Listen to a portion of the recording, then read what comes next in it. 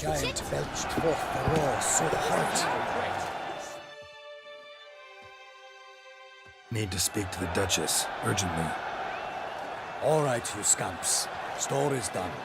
Go find your parents. But the Palmerine, what about the story of Riddick and the dragon? A tale's for another time. But take a good look at the man who stands before you now. This is Geralt of Rivia, the master witcher who lent his valiant hand to the defeat of the giant Goliath. Master Witcher, is it true virtue always trumps villainy?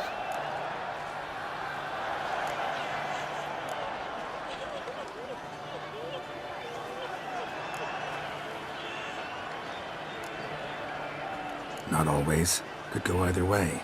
Sometimes virtue wins, sometimes villainy gets the upper hand. Still worth being good. But why? If it doesn't mean you'll win. Palmerin's story. Think back. A decent man attracts other good folk, makes friends he can count on. A rogue? Well, he can only count on other rogues. And who would you rather have for a friend? A man of virtue?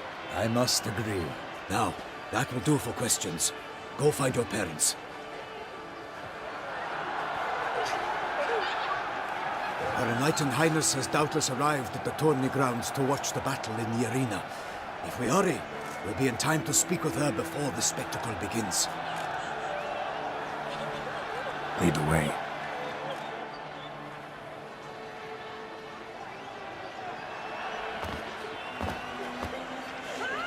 Who's fighting? Nilfgaardian gladiators? Close, but not quite. As you will soon see. Someone's gonna fight a Shalmar? With only some elves on its tail to confuse it, slow it down? Whatever is the problem? The beast is a gift from the Emperor, no less.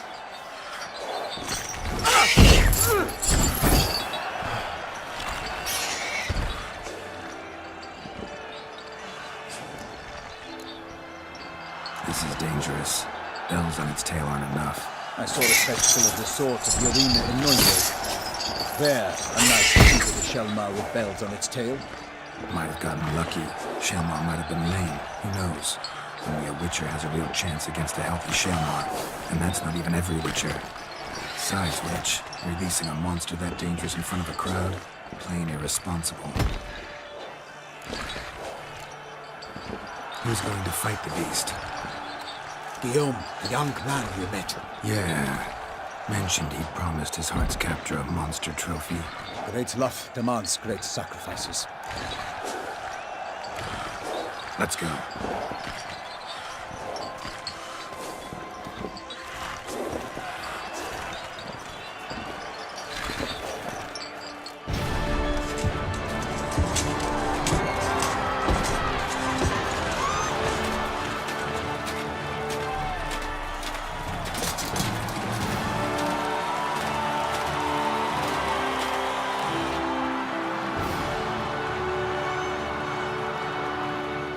I dedicate my imminent victory to fair Lady Vivian.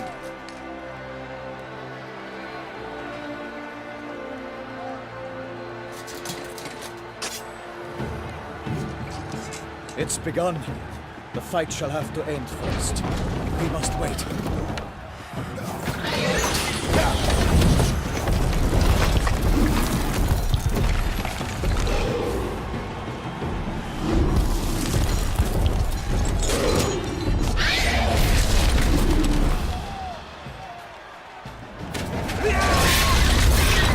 Got a bad feeling about this.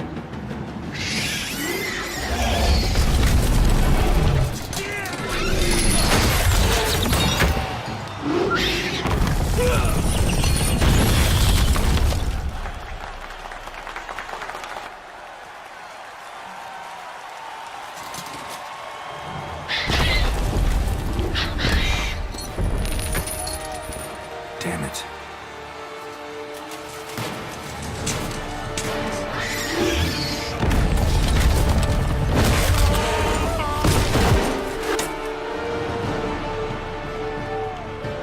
We have to help him.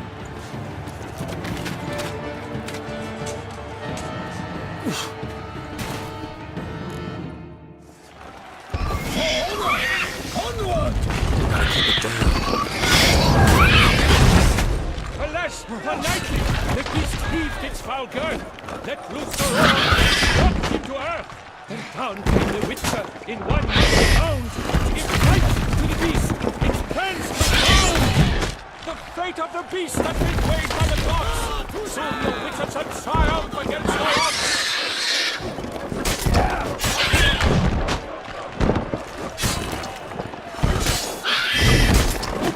The Witcher waited till the time was true, then whirls danced and spun, struck the monster like true.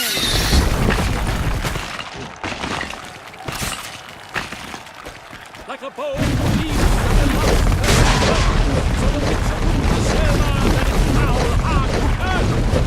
Unless early nice buster, he has breathed his last breath. Avenge him, Witcher, and safely unto death. Out, out of the flame, and thus his life was snuffed. All our hopes, alas, had turned to dust. Drink out the ocean and set fire to the wood, for nothing in the struggle can come to any good.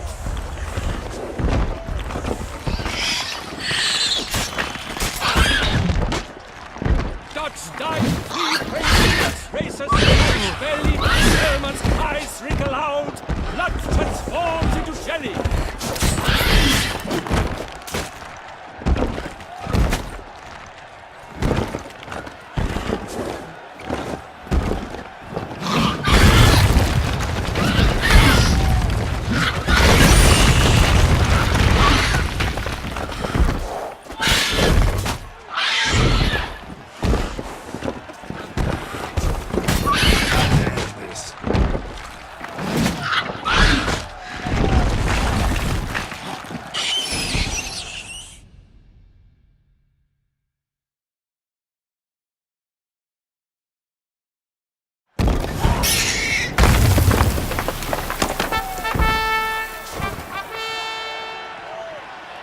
The Selma lies defeated by Geralt of Rivia, master of the witchering trade. Behold, as the last gasps of life seep from the beast.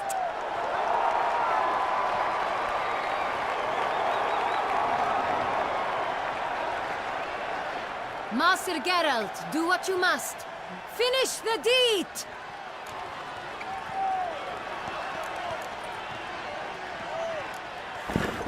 It suffered enough.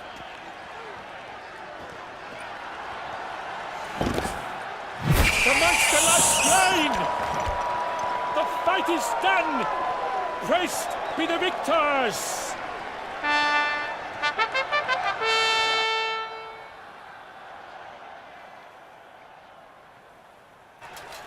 Forgive me. I am not as nimble as in my younger years.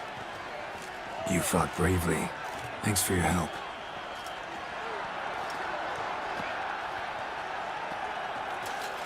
Guillaume. The lad came damned close to dying. I'm fine. Not hurt at all. Vivian? Smile as befits a hero and keep silent. Speech clearly pains you. She approaches.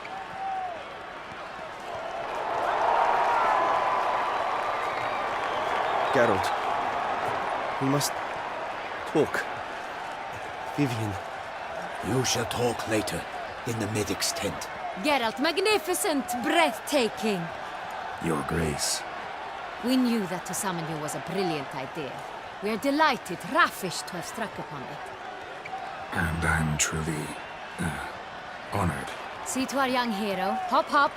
For we must make off with Geralt. We should talk. We had been long awaiting your arrival. Had nearly lost hope. Then suddenly, that entrance, so spectacular. Your Grace. Shaelmars are dangerous creatures, even to knights in full plate armor. Nonsense. In Toussaint, knights have battled beasts for mere glory since time immemorial. True. Guillaume suffered a few bumps, scars, and bruises, but in return gained eternal glory as he who slew the monster. What about the crowd? Say the Shaelmar had vaulted into the stands. Would have been a massacre.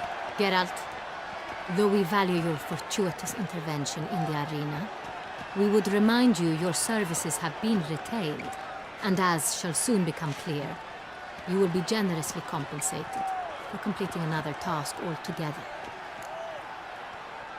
Your Grace, my contract. I'd like to discuss it. Naturally, but not here. We shall need Damien. He led the investigation pending your arrival. But wherever could he be? Come, we must find him.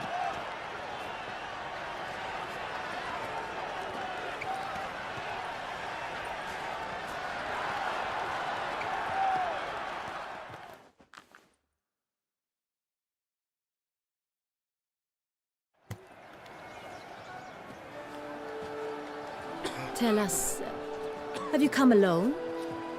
Or did Viscount Julian accompany you? Wish to see Dandelion, Your Grace? Yes. I mean, no. Yes. But solely to tell him we regret. Yes, deeply regret rescinding the death sentence we so justly handed down upon him. If we could turn back time, we would make certain he sat in a tower till he rotted. No, we would ensure he was broken on the wheel, then drawn, hanged, and quartered.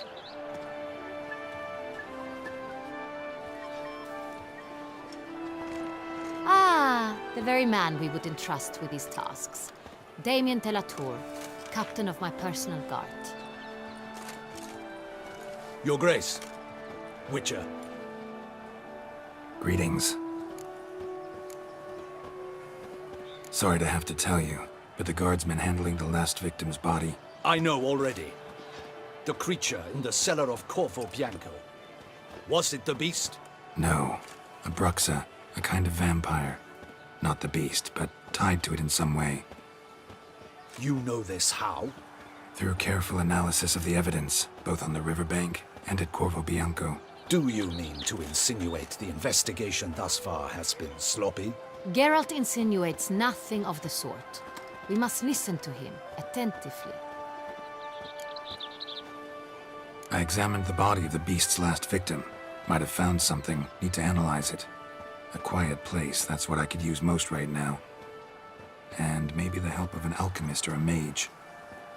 Also like to hear all you know about the previous victims. Take it Sir de la Tour is my man for that. Firstly, call me Damien, please. Secondly, you should know I spoke against summoning you here. I've heard much about you. You bring trouble, or thus far have, always. And we've enough trouble as it is. Yet we are capable of defeating the beast on our own, without an outsider's help. I've no doubt about it. Damien, we settled the matter of the Witcher's employ some time past. Definitively. Since you have broached it nonetheless, let us discuss Geralt's pay. Are the legends true? Do Witchers usually demand that which you find at home, yet did not expect? Not quite, Your Grace. Law of surprise, it's something we invoke at times, but rarely. Usually we just take gold. Disappointing. This law sounds rather romantic. On the other hand, on returning to the palace, we would likely find impatient petitioners or a set of sample fabrics for a new dress. Poor rewards, both. I fear you'd not have much use for any of the surprises we are likely to come upon. Thus, we've decided you shall receive the deed to a vineyard, Corvo Bianco, and a sum of coin. You will doubtless consider this adequate. Title to the vineyard shall be given to you at once. Surely you'll need lodgings while you hunt. The coin, however, will be yours only once you have slain the beast. Lovely, generous gesture, Your Grace. But Corvo Bianco, isn't it the Duchy's temporary morgue? Is it now? The Chancellery's bungled things again, we fear. Not to be left unsupervised for one instant. Yet, in its mood, a morgue should present minimal problems to a Witcher. What's more, nothing enhances a wine's reputation better than a grim legend. Thank you, Your Grace. I accept the contract, of course. But as I said before, I'll need some information.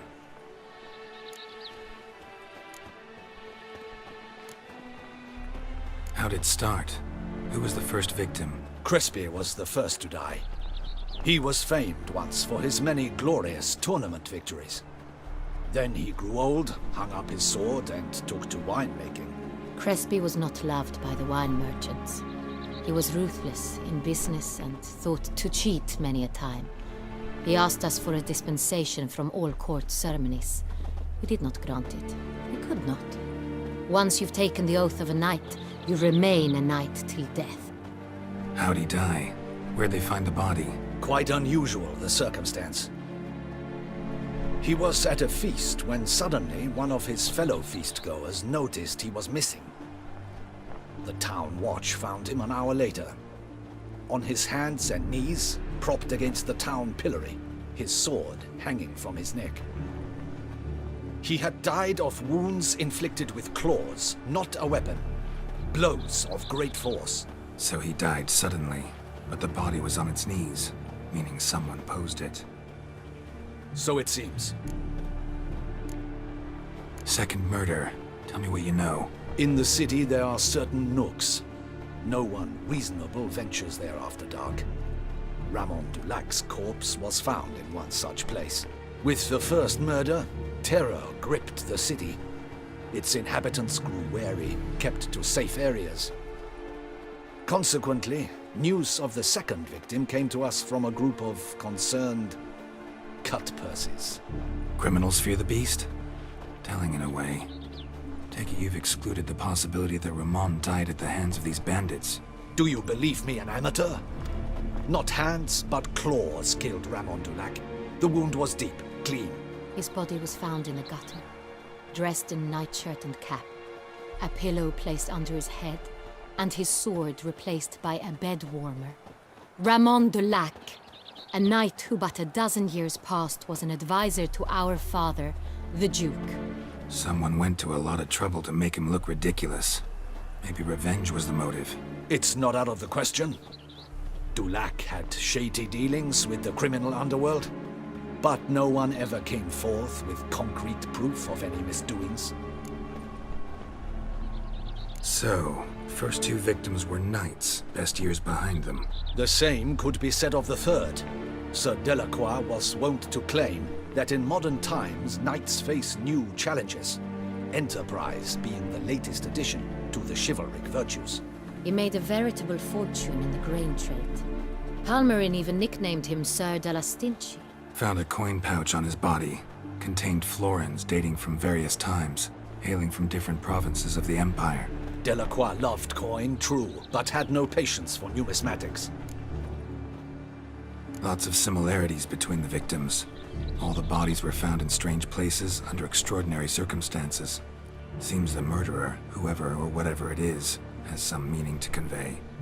These were honorable men. We are horrified by the disdain, the disrespect with which they were treated. These were knights of Toussaint. Blast it. Might be the point. From what you say, none was a model of virtue. Ever considered that's what the beast's trying to draw attention to? All the murdered men were knights who swore fealty to the 5 chivalric virtues. And even if the Knights of Toussaint swear fealty to what virtues exactly? honor, wisdom, generosity, valor, and compassion. 5 virtues. Why are they so important to your knights? Strange question. Your Grace, forgive me. I'm a foreigner trying to understand another land's customs. You are forgiven. According to legend, the virtues we cultivate were bestowed upon us by the Lady of the Lake. How we truly came to espouse them, none remember. In Toussaint, we believe men of low birth should be simple-hearted and obedient. We expect much more, however, of our knights. They are to be soldiers and courtiers, lords and servants. Thus, the need for clear moral guidelines. At the time of his dubbing, a knight vows to demonstrate throughout his life honor, wisdom, generosity, valor, and compassion. Beast seems to be pointing up moral decay, denouncing it. Victims were all humiliated.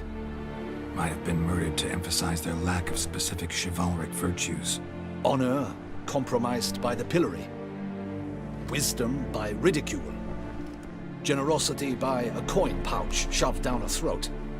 It seems to fit, true, though not perfectly. Can't discount the theory if it's on the lips of everyone in town. Say our reasoning's right. Next murder will be just as showy and denounce the victim's lack of the fourth virtue, valor. We can also assume that victim will be an elder knight. Let's think. At the moment, all the knights are either at the tourney grounds or in the palace gardens.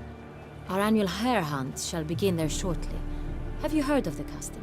Milton mentioned something. Seemed excited to prance around in a bunny costume. Not sure why. Hang on. Strange circumstances. A knight advanced in years. The famed cowardice of rabbits. Could it be that simple? Is Milton de Peyrac-Peyren the next victim? Milton also knew Delacroix. Told me so down by the river. Damien! To miss something so obvious.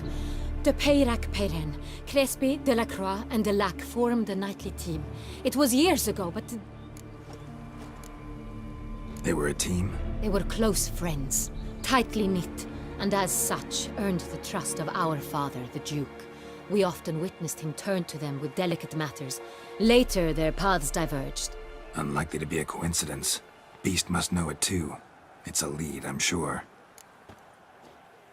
Your Grace, we need to find Milton, immediately. Rather problematic. You see, the garden entertainments are due to start, and he's disguised as the hare, hiding somewhere, waiting for some tipsy courtiers to find him. The hare's hiding place is a carefully guarded secret. We must call off the game, at once. First and foremost, we must remain calm. Damien, order the garden searched immediately, but discreetly. By no means can we disrupt the festivities. Panic will only incite the beast to strike sooner. And you, Witcher, follow me. My gardens, my night, I shall take the fall. A murder is out of the question. I will not allow it. Not near my palace. Horses? Ready our horses!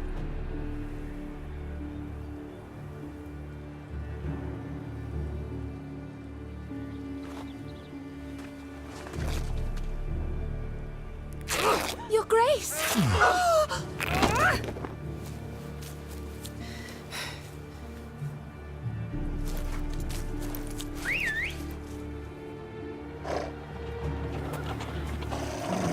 What the hell? Why, I should... Your Highness, I... Mind it doesn't get wrinkled. Onward!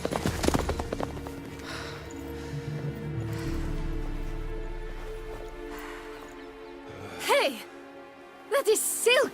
Be careful! Give it to me!